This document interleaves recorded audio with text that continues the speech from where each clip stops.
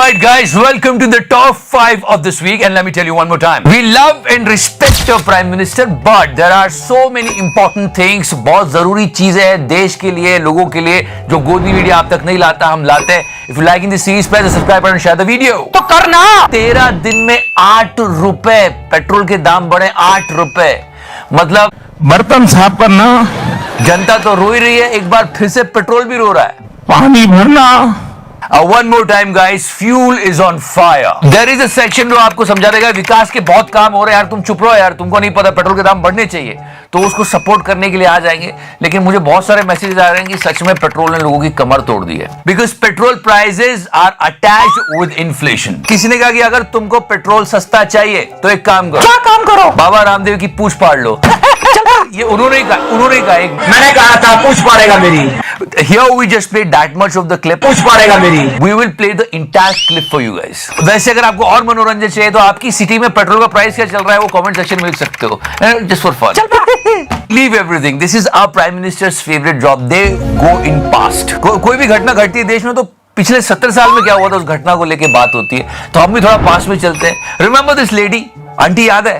एक बहुत अच्छा डायलॉग कहा था. पेट्रोल डीजल के दाम हर बार बढ़ते गए तो स्कूटर खड़ा कर दिया, बस से चलने लगे. मेरा स्कूटर तो तब से ही खड़ा हुआ है. पर जब रोज रोज की हर जरूरत की चीजों के दाम लगातार बढ़ते जाएंगे तो हम अपने बच्चों का भविष्य कैसे बनाएंगे? उन्हें क्या खिलाएंगे? Yeah, remember her face and that killer line. महंगाई को लगातार बढ़ाने वालों जनता माफ नहीं करेगी. सच्ची क्या जनता माफ करेगी? Anyway, ये 2014 का था, उसके बाद मोदी जी एक और इलेक्शन जीत गए तो he is unstoppable. And now just leave about माफ करेगी थिंग. माफ तो क्या करेगी जनता, वो जनता सवाल पूछने जाती है तो जवाब आता है पूछ पड़ेगा मेरी. Leave that, let's move forward. Everyone can sense this that the opposition is almost dead. बहुत समस्या है, आम आदमी की कमर टूटी हुई है, लेकिन अपोजिशन थोड़ा बहुत बोल बाल के एक दो ट्वीट करके बैठ जाता है, which is very dangerous. And on the other side there is a media who will never talk about the problems of common men. They will talk about Ukraine issue और पाकिस्तान issue. के जो अच्छी speeches बोलते हैं कम से कम देश की जनता को उनको तो सुन लेना ही चाहिए. मिस्टर मनोज झा एक बहुत अच्छी बात उन्होंने की कि हाँ प्रधानमंत्री जी बहुत लोकप्रिय है. अच्छी बात. मैंने पहले भी कहा कि प्रधानमंत्री जी दुनिया में सबसे लोकप्रिय हैं. समझ रहे हो ना?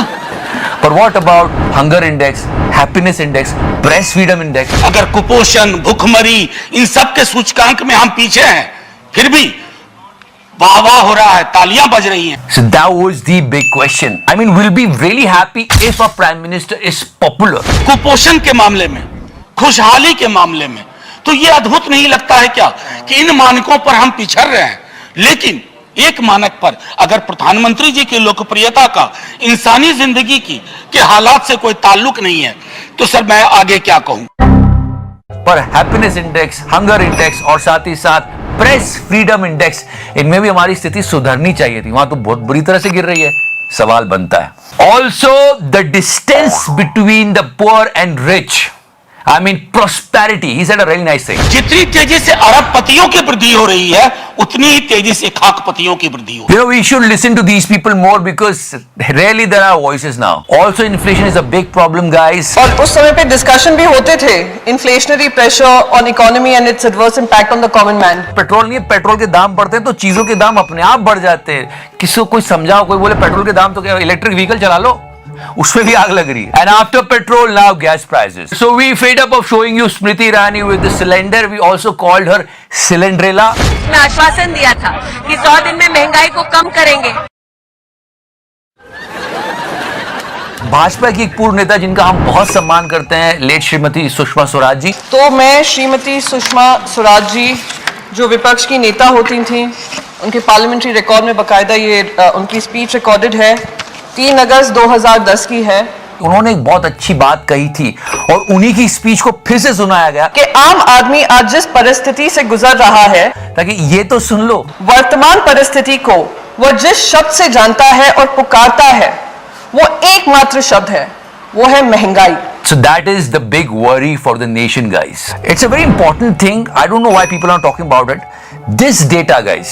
एक ग्लोबल वेल्थ माइग्रेशन की रिव्यू रिपोर्ट आई है जो कहती है 5000 मिलियनर्स ग्लोबल वेल्थ माइग्रेशन की रिपोर्ट में कहा है कि 5,000 मिलेनियर्स देश छोड़ के चले गए 2020 में। 2% of the total number of high net worth individuals in India have left the country in 2020 alone.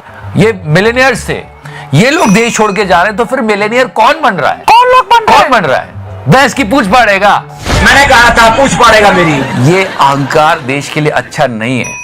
आम आदमी की बातें सुननी चाहिए, समस्याओं को समझना चाहिए।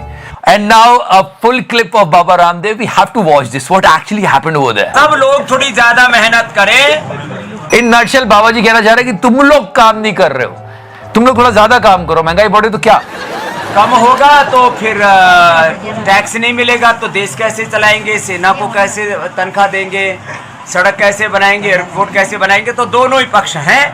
महंगाई कम होनी चाहिए, महंगाई भी ज्यादा भी है, तो मेहनत ज्यादा करो भाई। मैं भी सुबह सन्यासी होके 4 बजे से लेकर 10 बजे तक काम करता हूँ। मेरे कुंसी छोरे भूखे मर रहे हैं। तो ऐसे लोग कमाई। बाबा जी, आपने तो टीवी चैनल पर यह कहा था कि कौन सी सरकार आपको चाहिए? 40 रुपए पेट्रोल वाली सरकार, 300 रुपए सिलेंडर वाली सरकार। बाबा जी अच्छे भी का कुछ आप ही ने कहा था सरकार बनी थी। आपने कहा था कि नहीं कहा था बाबा जी? मतलब चेहरा देखो बाबा जी का। उसके बाद ही लॉस्ट स्कूल। मैंने कहा था पूछ पड़ेगा मेरी। हाँ बाबा जी, आपकी कंपनी पतंजलि, बाबा जी आपकी कंपनी पतंजलि ऐसे जाता है ना आदमी को ना। बाबा जी, आप ही ने कहा था। अरे आदमी को मैं कह रहा भाई ऐसे प्रश्न मत पूछो। बाबा जी मैं तेरे प्रश्नों का उत्तर देने के लिए कोई ठेकेदार है कि तो जो भी पूछा मैं उसका उत्तर दूं। जब एक बात कह दी थोड़ा सभ्य बनना का सीखो। आप ये बताओ, एक मिनट, सभी टीवी चैनल पर आप ही की बाइट चली थी। You know guys, fuel prices, unemployment, inflation, these are the basic things that news channel should talk about it. पर वो अब कहीं और ही बिजी है, हम बात करेंगे फ्राइडे को। Guys, Karnataka, and we are so proud of it, the IT hub of India. But what is actually going on there? You know, अगर देश को आगे ले जाना है, तो we should think about and talk about productivity. Karnataka में बढ़ती सांप्रदायिकता पर बायोकॉन प्रमुख किरण मजूमदार शॉ ने भी चिंता जाहिर की। You know, productivity, future plans, how we can become the best. But उन्होंने कर्नाटक के मुख्यमंत्री बसवराज बोम्मई से अपील की है कि वो इस मामले में दखल देकर इसे सुलझाएं। उन्होंने कहा कि इससे ब्रांड कर्नाटक की छवि अंतर्राष्ट्रीय स्तर पर खराब हो रही है और ही विवाद हो रहा है, और इस पर एक चिंता जताई गई है, सुनना चाहिए। मंदिर परिसर से अल्पसंख्यकों की दुकान हटाना, फिर मुस्लिम व्यापारियों के बहिष्कार और हलाल मीट का मामला, इन सब को लेकर राज्य में माहौल खराब हो रहा है।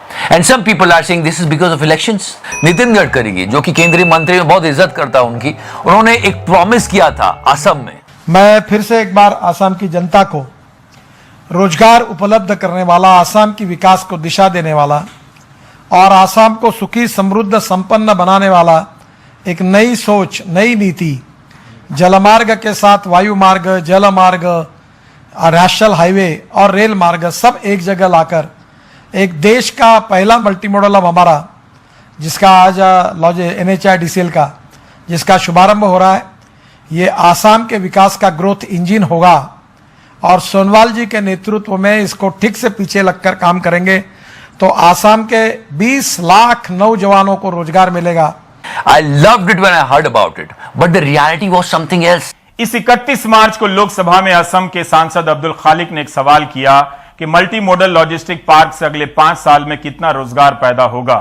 तब परिवहन मंत्री ने जवाब दिया कि जो डिटेल्ड प्रोजेक्ट रिपोर्ट DPR है, उसके अनुसार प्रोजेक्ट के पूरा होने पर जो कुल रोजगार पैदा होगा उसकी अनुमानित संख्या 11,521 ही होगी। तो आसाम के 20 लाख नौजवानों को रोजगार मिलेगा। And now guys, this is number one. Recently our Prime Minister did his favorite thing, परीक्षा पे चर्चा। बहुत अच्छी बात है, मोदी जी बच्चों को अच्छी अच्छी बातें बताते हैं, और इस बार कोई PUBG वाला नहीं था क्योंकि PUBG तो बैन कर ही दिया है। So it's just a request for students, he is doing परीक्षा पे चर्चा। For common people he should do GDP पे चर्चा, गैस, डीजल, पेट्रोल। बच्चों के साथ साथ बड़ों का भी दिल रखना चाहिए। एक अच्छी बात कही वहां पे, गुणों के पुजारी बनना। And I really respect the fact, और ये हम सबको जीवन में करना चाहिए। किसी में भी हम गुण देखते हैं, क्वालिटी देखते हैं, तो हम उसके पुजारी बनते हैं। एग्जैक्टली मोदी जी को अपनी टीम मेंबर्स को बोलना चाहिए कि वो भी यही करे। हमें ताकत मिलती है, हमारा स्वभाव बन जाता है कि जहां भी देखें अच्छी चीजों को ऑब्जर्व करें, कैसे अच्छा है वो ऑब्जर्व करें, उसको हम स्वीकार करने का प्रयास करें। Are you comedy me? खैर, इस पूरे वीडियो को बनाने के पीछे हमारा यही बस एक ही मोटिव होता है कि देश आगे बढ़े, देश तरक्की करे, जनता तक सही खबरें पहुंचे, जनता सही माइंड फ्रेम से डिसीजन ले। That's the only motive. जय हिंद, वंदे मातरम, भारत माता की जय।